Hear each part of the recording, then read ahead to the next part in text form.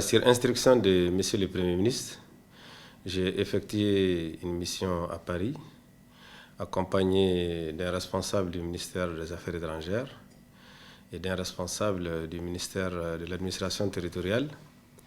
Cette mission faisait suite aux événements malheureux qui ont conduit à des violences sur le consulat général du Mali en France, à Paris, et qui ont causé beaucoup de dégâts, des coups et blessures et des incapacités de travail au niveau de certains de nos diplomates. Le motif, c'était que nous avions une partie de notre jeunesse qui a des difficultés avec la biométrie, les identifiants biométriques qu'on appelle ici les NINA, et qui souhaiterait depuis quelque temps à ce qu'on dissocie la biométrie de l'établissement du passeport.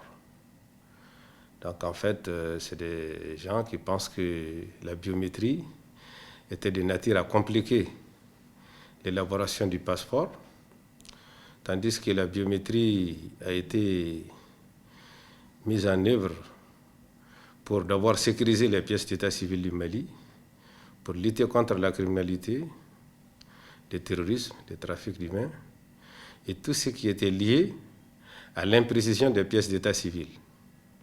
Donc nous avons tenu à expliquer à ces compatriotes que le gouvernement prend bien note de leurs doléances, mais que toutes les solutions seront trouvées dans le cadre de la biométrie, qui est une dynamique mondiale qui a été mise en œuvre dans le monde entier, et particulièrement au niveau des États de la CEDEAO.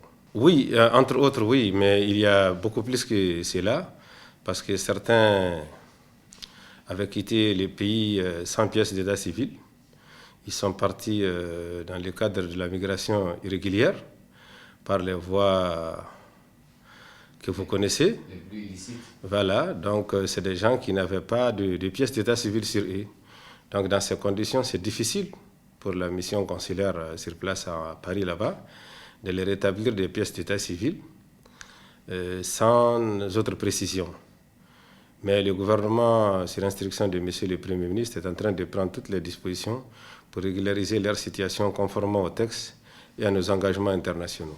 Oui, il y a eu d'abord malheureusement des blessures, c'est notamment sur les vigiles. Il y a eu des destructions matérielles importantes. Donc nous avons tenu d'abord à exprimer la solidarité du gouvernement à tous ses compatriotes là-bas et au personnel diplomatique et consulaire. Et nous avons aussi condamné la violence et rejeté son usage comme mode de revendication. Et nous avons pris aussi des mesures avec les autorités françaises pour accroître la vigilance et la protection de nos missions diplomatiques et consulaires sur leur territoire. Les doléances, c'est ce que je venais de vous dire. Le gouvernement est en train entre le ministère de l'administration territoriale, le ministère de Mali de l'Extérieur et le ministère de la Justice, la situation est en étude.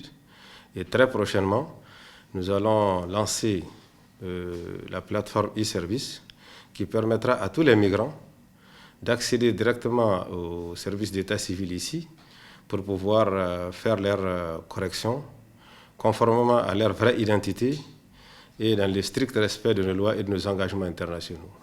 Oui, c'est vrai, je lance un appel ici à tous nos compatriotes de l'intérieur comme ceux de l'extérieur, à ce que la transition est consciente des difficultés, c'est pour cela d'ailleurs que nous sommes en transition, et que toutes les mesures seront prises pour satisfaire leurs doléances en dehors de la violence et dans le respect de nos lois et des règlements en vigueur. Oui, nous avons eu des rencontres, plusieurs rencontres, d'abord avec le personnel du consulat. Ensuite, elles ont été élargies au personnel diplomatique. Et nous avons eu une rencontre maintenant avec tous les représentants des associations.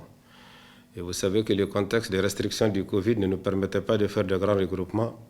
Donc les principales associations, les responsables des principales associations ont été conviés, y compris le président de l'association anti-Abana, du groupe anti-Abana, anti-Nina, avec lesquels nous avons discuté. Et nous avons tous ensemble rejeté et condamné l'usage de la violence et pris vraiment en compte les doléances qui seront satisfaites au cas par cas dans le cadre, comme je le disais, du règlement. À la fin de la rencontre, nous avons convenu de la mise en place d'un cadre de réflexion entre les associations maliennes là-bas, les personnels diplomatiques et consulaires, en contact avec nous-mêmes permanemment, pour pouvoir nourrir une réflexion et trouver un dénouement à cette situation.